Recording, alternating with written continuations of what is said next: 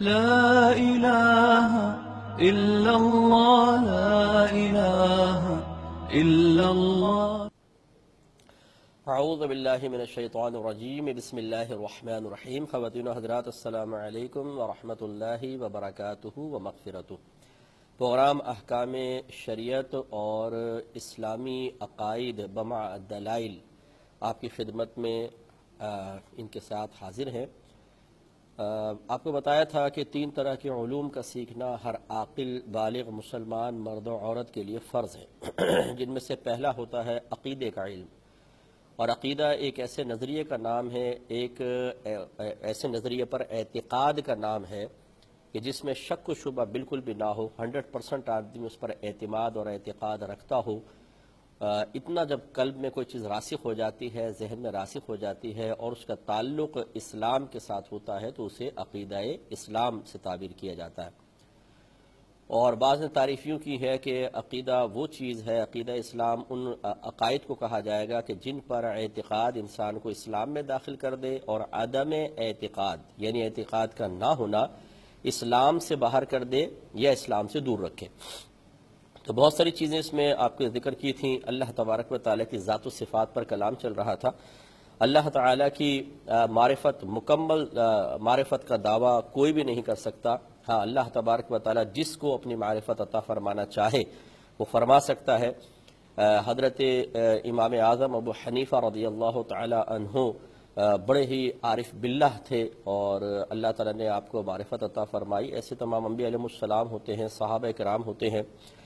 تو ہم لوگوں کو چاہیے کہ کم از کم ضروری امور کے بارے میں اللہ تبارک و تعالیٰ کو اچھی طریقے سے جانیں، تاکہ ایسا نہ ہو کہ اپنی جہالت میں خاص مواقع پر یا عمومی طور پر اللہ تبارک و تعالیٰ کو معاذ اللہ کسی انسان کی سطح پر اتار کر ہم دیکھ رہے ہوں، اس کے بارے میں سوچ رہے ہوں، نظریات قائم کر رہے ہوں۔ اسی سے ہمارا اعتقاد اور ایمان ڈاواڈول ہوتا ہے اور بعض اوقات انسان دائرہ اسلام سے خارج بھی ہو جاتا ہے۔ پچھلے کئی پروگرام سے اس بات پر کلام ہو رہا ہے کہ اللہ تبارک و تعالیٰ چیزوں کے اثرات قبول نہیں فرماتا، یعنی کوئی چیز اس کو متاثر نہیں کرتی ہے۔ جیسے ہم متاثر ہو جاتے ہیں، کسی کی حالت دیکھ کر رحم آ جاتا ہے، کسی کوئی ہماری تعریف کرے یا تحفہ دے تو دل خوش ہو جاتا ہے، کوئی ہمیں برا بھلا کہہ دے تو ہم ناراض ہو جاتے ہیں، کوئی ہمارے کسی محبوب کو، بچہ ہے، ماں ہے، باپ ہے، بیٹا بیٹی ہیں، زوجہ ہیں، انہیں کوئی برا بھلا کہے اس متعلق کو تو ہمیں غصہ آ جاتا ہے اور دل میں ناپسندیدگی پیدا ہوتی ہے۔ اللہ تبارک و تعالیٰ قلب سے بھی پاک ہے اور جو عوارضات بشریہ ہیں ان سب سے پاک و صاف ہے، تو اللہ تعالیٰ ان چیزوں کے، اس طرح کی چیزوں کے اثرات قبول نہیں فرماتا ہے۔ اور یہ عقلی طور پر یہ عقیدہ ثابت کیا ہے اکابرین نے، کیونکہ اگر اللہ تبارک و تعالیٰ چیزوں کے اثرات قبول فرمائے، ہم اس کا اعتقاد رکھیں، تو پھر اس کا مطلب ہے ہم یہ بھی اعتقاد رکھے ہوئے ہیں کہ بعض چیزیں اللہ تبارک و تعالیٰ کو ایک اثر قبول کرنے پر مجبور کر سکتی ہیں، اور اللہ تعالیٰ کم از کم اس اثر کے سلسلے میں اس شے کا محتاج ہے، حالانکہ ایسا نہیں ہے، لہٰذا اللہ تعالیٰ کوئی اثر قبول نہیں فرماتا۔ اسی کے کچھ نتائج میں نے پچھلی دفعہ بھی آپ کی خدمت میں عرض کیے تھے کہ جب یہ عقیدہ آپ کے ذہن میں راسخ ہو جائے گا تو پہلی بات تو یہ کہ کوئی گناہ گار کبھی بھی مایوس نہیں ہوگا۔ جتنے بھی اس سے گناہ سرزد ہوئے، ٹھیک ہے اس کے گناہ ہے، برا اس نے کیا، لیکن کوئی اللہ تعالیٰ پر ایسا اثر مرتب نہیں ہوا کہ وہ ہمیشہ کے لیے اپنے رحمت کو اس کی طرف سے سمیٹ لے، بلکہ اللہ تبارک و تعالیٰ جب وہ توبہ کرے گا اپنی اسی رحمت کے ساتھ اس کی طرف متوجہ ہوگا جیسے دوسروں کے طرف متوجہ ہوتا ہے۔ اسی طریقے سے ہم کسی گناہ گار کے بارے میں مایوسی اختیار نہ کریں کہ جی یہ تو بڑا پاپی گناہ گار ہے، اس نے کروڑوں کو گناہ کی طرف مائل کر دیا ہے، اس کی بخشش نہیں ہو سکتی۔ کیوں نہیں ہو سکتی؟ کیا اس نے کوئی ایسے عمل کیے ہیں کہ اللہ تعالیٰ پر ایک ایسا اثر مرتب کرنے میں کامیاب ہو گیا کہ اب اللہ تعالیٰ اس پہ مغفرت کے دروازے بند کر دے؟ اس طرح ہمیں کسی کو نہ مایوس کرنا چاہیے، نہ اس کے سلسلے میں اللہ تعالیٰ کی رحمت سے مایوس ہونا چاہیے۔ اسی طریقے سے جو بہت زیادہ عبادت گزار ہیں، وہ قطعی طور پر کوئی متقی ہے، نیک ہے، پرہیزگار ہے، تبلیغ دین کر رہا ہے، اب اگر وہ سوچے کہ میں تو بہت عرصے سے اللہ تعالیٰ کے دین کی خدمت کر رہا ہوں تو ضرور میں اللہ کو متاثر کرنے میں کامیاب ہو گیا ہوں گا، یہ بھی جہالت عظیمہ ہے۔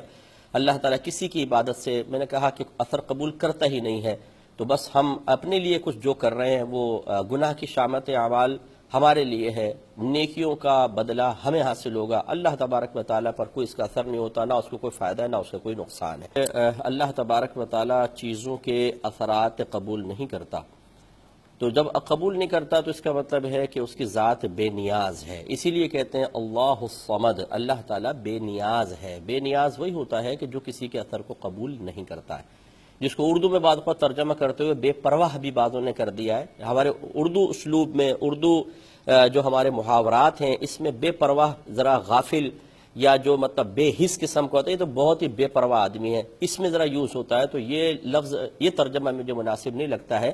اللہ الصمد کا مطلب اللہ تعالیٰ بے نیاز ہے.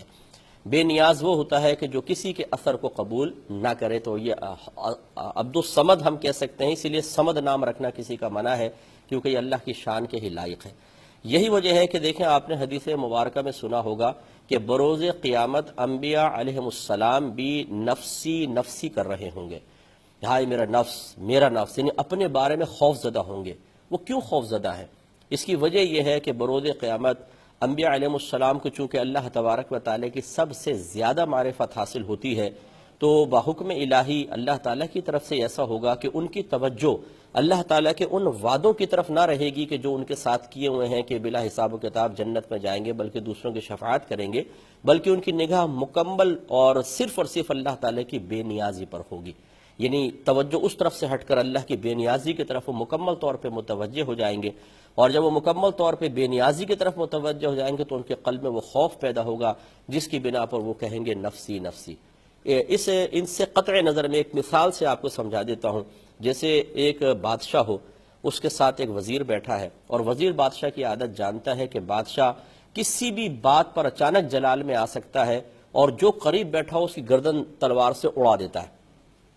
اب اگر آپ اور میں اس محل میں داخل ہوں اور وزیر کو بادشاہ کے ساتھ بیٹھے ہوئے دیکھیں تو شاید ہم اس کے اوپر رش کریں گے کہ کتنے اس کو اللہ نے شان دی ہے، دیکھو بادشاہ کے ساتھ بیٹھا ہے.